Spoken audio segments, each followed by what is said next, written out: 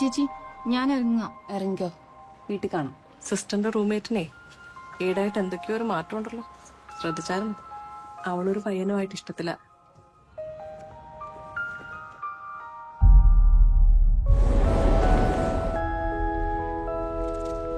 ഇത് പ്രവേശിക്കാണല്ലോ. ഇതിപ്പോ ആരയക്കാനാ?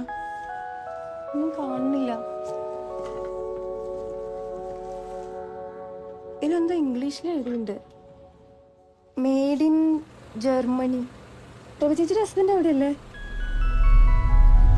Last time कभी फोन किया था उसने, 1 साल से ऊपर हो गया. ചേച്ചിക്ക് അവളെ നേരത്തെ അറിയായിരുന്നു? തീരെ അറിയത്തില്ലായിരുന്നു.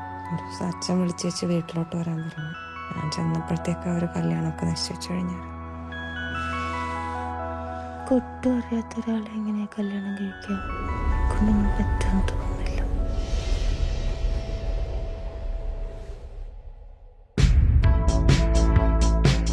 അതിനെൻ്റെ മോനെ രാത്രി വരെ കാത്തിരിക്കേണ്ടി വരും. പക്ഷേ തൽക്കാലത്തേക്ക് ഞാൻ ഈ മേഘത്തിൻ്റെ കയ്യിൽ വെച്ച് ഉമ്മ കൊടുത്തു വിട്ടാലോ?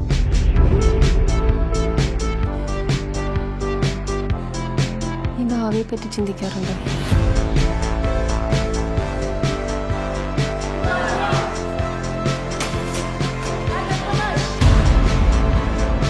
ആൾക്കാരെ നമുക്കറിയാം, പക്ഷെ നല്ലതാണ് വലിയ സമയം